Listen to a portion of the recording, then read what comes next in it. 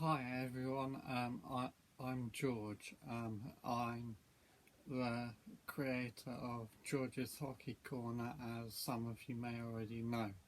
I'm here today to talk about why I like fighting in hockey.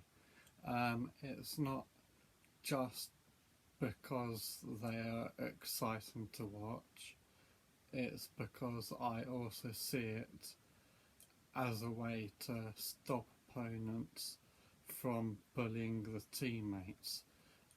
Fighting has had a part in the game since my dad was young. The game has changed at all levels massively. The fighting majors in the NHL alone have dropped in the last few years. If we wound back the time to say 2015, there was a fight almost every single day in the NHL, not in the same game, but like say one per night overall throughout the whole entire NHL. Then I believe it was 2016, I could be wrong, where they brought the rule in place where you um, can't remove your helmet before engaging in a fight, otherwise they would stop the fight. And if the fight went ahead, you would then get, in some leagues, an extra 2 minutes, in others, a 10-minute misconduct. You may also remember that they moved the hash marks away from each other when you line up to take the face-offs. As some may remember, you might have seen players sword fighting on the face-offs, which 7 out of 10 led into the gloves coming off once the puck was dropped. The role of enforcer throughout the world is unfortunately a dying breed. The ones that are left are most likely still playing because they can either shoot the puck and or block a shot. So either playing as a offensive tough guy or as a defensive tough guy, if that makes sense. Anyway,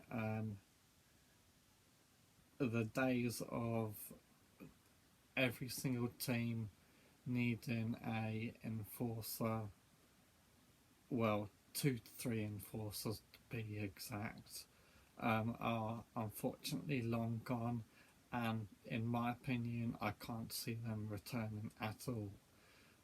In all of the British leagues, the number of fights have also gone down. Some enforcers have retired, some have changed the way they play slightly. The EIHL, so the Elite League Ice Hockey,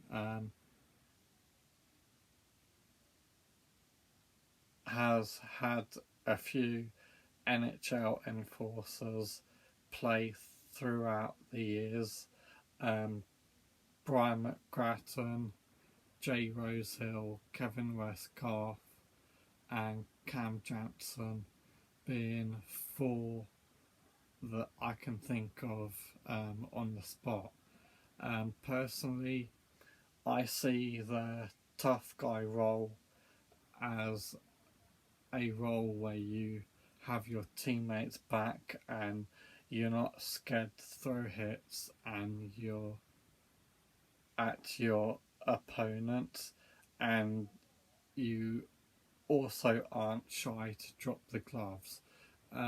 In my opinion, you also have to time asking a player for fight right as well. A ideal time to ask for one is if you're 2 goals down and there's 10 minutes left in the game, because that might work in your advantage, providing either you go toe to toe or you get the win.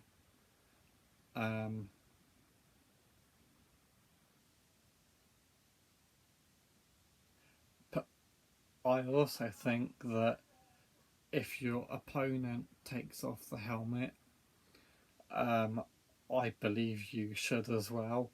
However, I think you should both communicate to each other and ask if both guys are willing to actually take off the helmets before you start trading punches.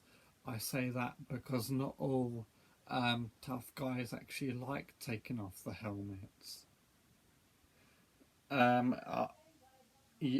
You should also show respect to your dance partner by not throwing any punches when they go down, and overall just show them respect. That the right time to go after a player is if your opponent does a headshot, a illegal move like a cheap cross check, but only gets 2 to 4 minutes for it. Runs over the netminder or levels a star player or the captain. As a fan of the fisticuffs, I'd like to see the tough guys policing the game at moments like this. I would really hope someone goes after a player when one of these moments happen, but in all honesty, I wouldn't expect it to happen because sometimes you would risk getting a instigator. It would depend on the official in the night. Some officials would give you 2 minutes, some would give you 10, or the penalty, if they get penalised for a cheap shot, that might also work in your advantage, which is why I mentioned about not going after a player.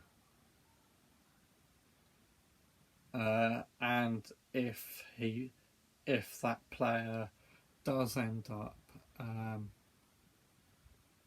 only getting 2 or 4 minutes or even 10 minutes, you could challenge him on the next shift, or in some cases the next game.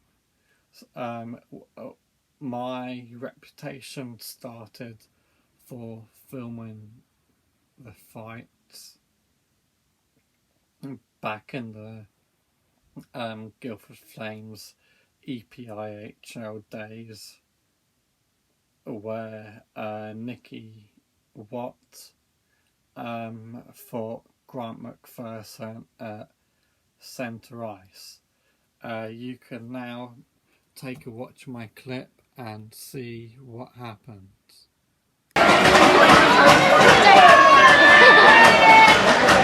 Let him go, Plowman!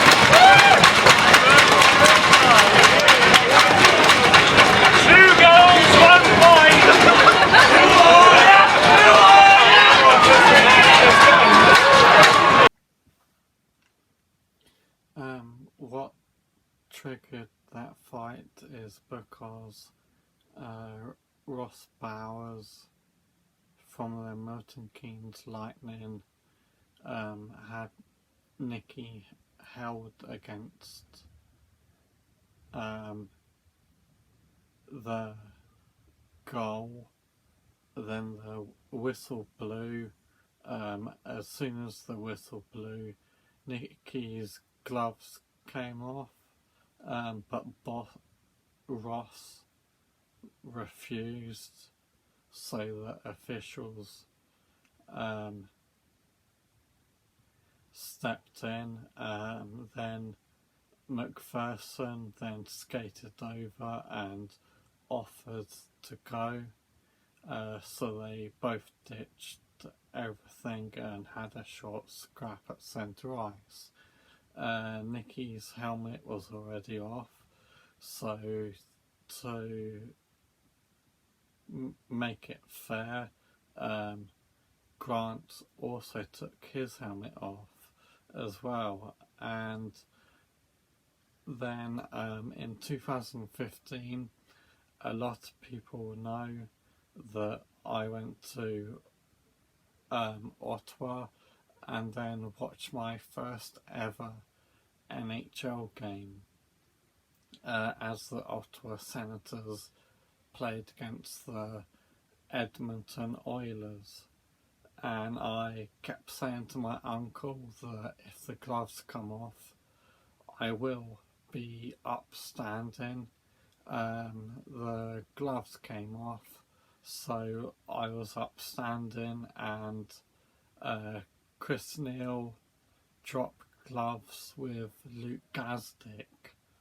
I would say I got 2 birds, 1 stone, because the Sens also had a nice 7-2 win.